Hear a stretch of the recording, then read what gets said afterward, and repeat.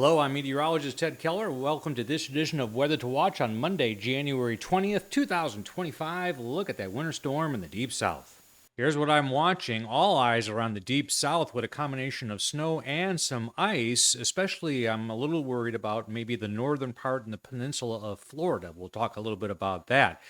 Also, Arctic air continues to grip much of the U.S. I'll show you why that's the case. And is there a pattern change that may ease that for many of the citizens of the United States? Get us out of the icebox here, hopefully within the next 7 days or so. Here's a look at the visible satellite as we open here on this Monday afternoon. First, the East Coast storm, which left pretty good snow totals all up and down the eastern seaboard. Snow totals commonly right along the shore of the Atlantic, too, half foot or maybe a little bit more in some areas. The lake effect snow squalls are relentless once again, but everybody's talking about this moisture that's coming back through Texas right here. While this is a little light snow, this is the developing storm that we're going to focus much of our attention on here this afternoon.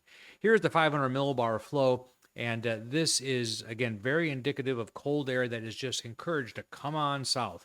Whenever you have a dip in the jet stream that goes this far south, this is basically the cold side of the polar jet stream, and a lot of people already know that. And this is another trough of low pressure here, a lobe of which is what's coming around the bend and helping to create some lift in the atmosphere and to get the incredibly rich moisture supply, which we call the Gulf of Mexico, engaged in actually doing some precipitation making, and it's going to do that certainly. Here are the latest advisories. Winter storm warnings common all the way down to the Mexico border, South Texas, all the way up coastal areas of Texas and inland too. Much of the southern half of Louisiana is under the gun for snow. And the winter storm watch has been extended all the way out to coastal regions of South Carolina and the northern part of Florida at this hour. So here's the surface map, and we'll just show you some observations here. Even without an oncoming storm, this would be quite a newsmaker. This is cold air. You know, people in New Orleans are not used to shivering in mid to upper 30s, but that's exactly what they're seeing. And the freezing line runs right around through here, and kind of eyeballing this as I go here. You know, this is a cold Arctic push of air where the winds are coming around like this. And it is setting the stage for both snow and also for freezing rain possibilities. Here, I've chosen the NAM, the North American model, to kind of give you a heads up on the precipitation advancement and when it's forecast to develop. This area, I'm going to change pen colors real quick here. This area down here is rain, but it's kind of a questionable rain because temperatures are right on the edge there through South Texas with snow capping that off. If we go ahead to, that was a 6 p.m. tonight, 6 a.m. on Tuesday, we have a large area of snow and also some freezing precipitation forming with rain out over the Gulf, but it's completely conceivable in the situation that you would have winter precipitation even if you left the land and went out over the North Gulf. So that's kind of an unusual situation. And then I shifted the map to the east, and I'm showing you, that should say, I'm sorry, 6 a.m. on Tuesday. Strike that, so that's 6 a.m. But this is that freezing rain that I'm a little worried about through the panhandle of Florida into extreme southeastern portions of Georgia. So we're going to keep an eye on that. So in terms of where the snow is forecast to develop, we're talking about from the Houston-Galveston area over across, Lake Charles over to Baton Rouge, a maximum of maybe 5 inches of snow in that area. It will snow likely in New Orleans and again in coastal areas of Texas and Louisiana. And it takes one powerful and long-lasting Arctic air mass to be able to pull that off, and that's exactly what we have. So the blend of the National Weather Service opinion on where we might get some ice accumulation, and it would be light, but it's possible in South Texas tonight and tomorrow, late tonight, actually early Tuesday, however you want to look at that. So that's certainly some concern. It doesn't take a whole lot of ice to make things slippery, number one. Number two, they're just not used to it down there, so it may be just a real show down there if things even accumulate a little bit. So in terms of winter threats, this is how this storm is unfolding with the freezing rain threat in the areas of purple here, with that snow threat exactly where I showed you. This is valid for the rest of today and maybe a little bit early tomorrow, Tuesday. Then we move to Tuesday, and the snow threat shifts into southern Alabama, leaving Texas. Still some freezing precipitation possible.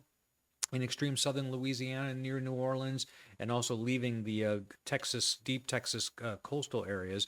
And then increasingly on Tuesday, this is what I showed you on the model, where some freezing rain may be developing in the Florida Panhandle and in South and Southeast Georgia. So that's something to really keep an eye on down there. And then by Wednesday, still a little bit of freezing rain threat going on there, but that would be primarily very early hours of Wednesday, after midnight, to Tuesday to Wednesday, because the system is forecast to leave. Now, lake effect snows, lake effect snow warnings still going on. There have been some breaks, but it's been snowing there more than not from lake effect snow. And while the lakes are going to and have been freezing a little bit, it's not going to be enough to really stop this from going on. So your main belts, of course, are Lakes Ontario and Erie, but all the Great Lakes can produce it. I'm only showing you the U.S. advisories. I didn't check Canada, but I'm pretty sure they probably have advisories out there as well. Winter weather advisories in the snow belt regions of Lake Michigan. See, the reason this isn't as much of a threat is because the fetch of the winds is not as great over Lake Michigan. It has a theoretical limit, unless it's blowing down the length of the lake, which does happen. But you can just see the wind profile generally just picks up more fetch of relatively warm water, which leads to unstable air and those squalls that we've talked about so much. Let's come back to the surface map and show you the Great Plains. Everything up here above this second little push of cold air is below zero, including about -8 at Minneapolis, St. Paul, and into the -20 degree range, and even colder through much of North Dakota. So this Arctic air means business. Here is the National Weather Service opinion on low temperatures. Tonight we're looking at commonly mid -20s through North Dakota, all the way down close to -20 in parts of South Dakota, and much of the state of Minnesota will be 20 below or more tonight. That's not wind chill, that's actual temperature. And in fact, the winds have calmed down up there a little bit now that the high pressure system is centered more over that area, but still very, very, very cold air that we've been talking about for days, and it has come to pass. Here is the snow cover as of this morning. The Northeast got a healthy dose of that snow, and what's still left of that snow more than a week ago is still where they had a half foot of snow, a foot and a half of snow through parts of Kansas. That's still on the ground. And of course, we're going to be adding to it down here. But I have a feeling that maybe it'll add another percentage point or so. Even if the snow gets pretty extensive down here, it probably won't do much. Although there won't be a whole lot of melting with this snowpack for a while, I'll say that. So we probably will add to it a little bit. Here's a series of surface maps beginning on Thursday. We're looking out ahead, and there's some encouraging news if you want to get rid of winter's grip. There are still cold fronts on the map, but this high here is actually centered, and it didn't come in from the Arctic. It's more of a Pacific air mass, so that's a cold, cool, dry air mass for much of the West. They're quite used to that. Fronts that are coming down here are mostly Pacific in nature. This one is actually an Arctic front, but it's shunting off to the east, and it's dissipating as it comes south, so it's not going to have a huge impact. Whenever you see the isobars pumping up warm air like that, that's a good sign. And in fact, if we go through Saturday, this high here is a cool one, no doubt about it, but a lot of warming out ahead of that. Again, these fronts are not only fairly weak, but fairly dry, with the Arctic air locked up behind that front there in southern parts of Canada. The 6 to 10 day temperature outlook has flipped. If you'll remember, when I was showing you this map a week ago, this blue bullseye was way out here, and now it's reversed, and it actually looks like it might be a slight chance of being above normal across Gulf coastal regions, which they're going to be really happy if that works out, because it's going to snow there. So interesting weather pattern. And then one final kind of insight tonight, we'll take a look at how this 500 millibar pattern looks now. This is what I showed you earlier with that strong dip in the pattern down to the south. And as we let this move ahead a little bit, if this will let me change it, there it goes. I want you to watch a fundamental difference that will occur. So we're going to replace this huge trough that's been dogging the central U.S.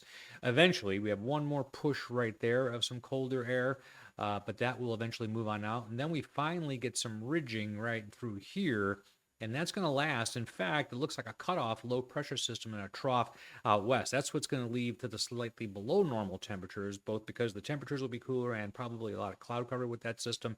But by the end of this 7-day period, which is early Monday of next week, it looks as if we're going to be in a milder pattern of air through much of the central and southern U.S., with a tendency to be kind of chilly in the western United States. Thanks so much for watching. If you're in one of those snow or ice travel areas, please be careful over the next couple of days. This edition of Weather to Watch. Comes out about once every other day or so. Like and subscribe if you think of it, and have a good day.